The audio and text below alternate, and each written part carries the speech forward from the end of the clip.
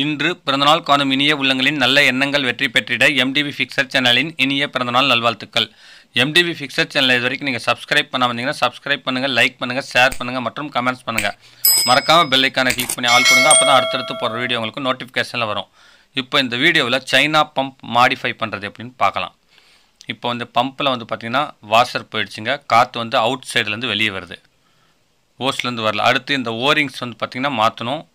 அடுத்து இந்த நிப்பல் வந்து பார்த்திங்கன்னா அடிக்கடி ஓஸ் வந்து அந்த நிப்பல் எண்டில் கட் ஆகிடுது. அதுக்காக வந்து அந்த ஓஸுக்கும் ஹெவியான ஹைட்ராலிக் ஓஸ் எப்படி மாற்றுறதுன்னு பார்க்கலாம். 8 mm ஓஸ் ஒன்று வாங்கிக்கோங்க. வாங்கிட்டு பம்பு எண்டில் இருக்கிற அந்த நிப்பலை கழட்டி அந்த ஓஸில் ஃபிக்ஸ் பண்ணிக்கோங்க.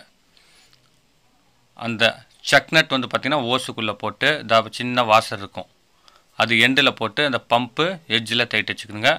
அடுத்தது இந்த மவுத் சாக்கெட் வந்து பார்த்திங்கன்னா இந்த மாதிரி ஃப்ரெஷ் பண்ணி இந்த இடத்துல இருக்கிற நிப்பலை டைட் வச்சுக்கணுங்க. ஃபஸ்ட்டு 2 நிப்பலும் உள்ளே போட்டுட்டு அடுத்து இதை ஃபிக்ஸ் பண்ணிவிட்டு இப்போ இந்த ஓஸ் வந்து ரெடி பண்ணிக்கலாம். இது எவ்வளோ ஃப்ரெஷ்ஷாக வேணாலும் தாங்கும். பாருங்கள், நல்ல குவாலிட்டியானது, ஐஎஸ்ஐ குவாலிட்டி. ப்ளஸ் வந்து பார்த்திங்கன்னா புமேட்டிக் ஹைட்ராலிக் யூஸ் ஆகுது.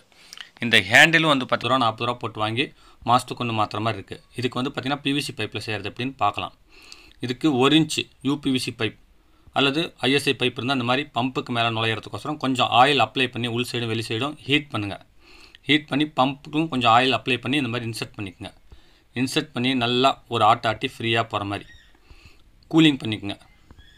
தண்ணீர் விட்டு கூலிங் விட்டிங்கன்னா அதே ஸ்டேஜுக்கு அது மாறிடுங்க. பார்த்திங்கன்னா கரெக்டாக சென்டர் ரேட்டிங் வர மாதிரி நீங்கள் இந்த மாதிரி கப்ளிங் போட்டுக்குங்க. அல்லது பெரிய சைஸ் பைப்பும் இந்த மாதிரி கிடைக்குங்க. அதில் நுழையிற மாதிரி பார்த்து எடுத்துக்கோங்க.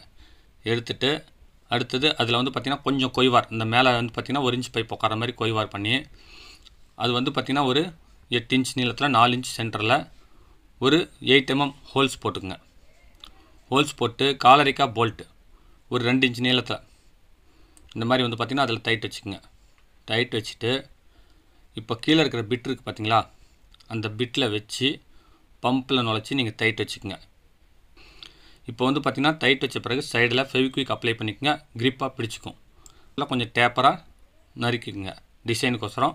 அடுத்து வந்து பார்த்திங்கன்னா அந்த ஹோல்ஸில் ஏதாவது கரப்பாம்பூச்சி இன்னும் பூச்சிகள் வகைகள் வந்து பார்த்திங்கன்னா பம்ப் வெளியே வைக்கும்பொழுது நுழைஞ்சிரும்.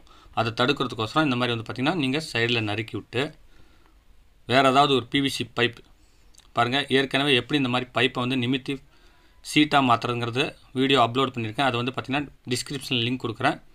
அந்த மாதிரி பைப்பை நிமித்தி இந்த மாதிரி சின்ன பீஸாக வெட்டி ஃபெவிக்விக் போட்டு ஒட்டிக்குங்க.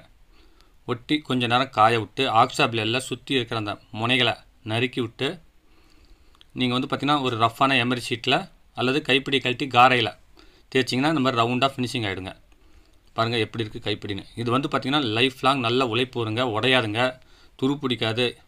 ஒரு தடவை பம்புக்கு நீங்கள் மாட்டினீங்கன்னா பம்பு வேலிடிட்டி முடிஞ்சாலும் இந்த கைப்பிடி நல்லா இருக்குங்க. அடுத்தது இப்போ வாஷர், அதாவது வந்து பார்த்திங்கன்னா பம்பில் வந்து பார்த்திங்கன்னா நம்ம காற்றடிக்கும் பொழுது இந்த வாஷர் வழியாக லீக்கேஜ் ஆகி வெளியே வருதுங்க. அதுக்கு என்ன பண்ணால் ஆட்டோமொபைலில் இந்த பம்ப் எடுத்துகிட்டு போய் காமிச்சிங்கன்னா அளவு பார்த்து இந்த வாஷர் தருவாங்க. இந்த வாஷர் இந்த இடத்துல டேமேஜ் ஆகிருக்கு. இந்த மாதிரி வந்து பார்த்திங்கன்னா ஒரு வாஷர் 5 ரூபான்னு சொல்லிட்டு நான் ஒரு 10 வாஷர் வாங்கிட்டு வந்து வச்சுருக்கேன்.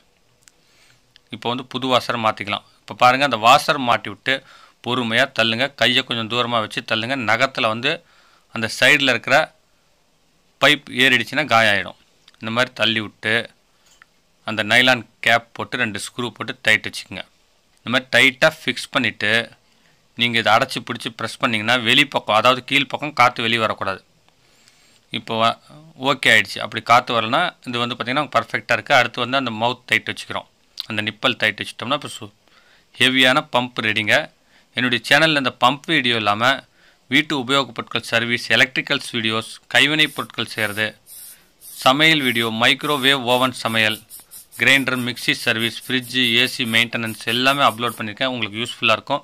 மறக்காமல் அதையும் போய் பாருங்கள். இந்த வீடியோ உங்களுக்கு பிடிச்சிருந்துச்சின்னா லைக் பண்ணுங்கள். ரொம்ப பிடிச்சிருந்துச்சின்னா உங்கள் ஃப்ரெண்ட்ஸுங்களுக்கு ஷேர் பண்ணுங்கள். எனக்கும் சில வியூவர்ஸ் வருவாங்க, அவங்களுக்கு ஒரு சிறந்த வீடியோ போய் சேருங்க.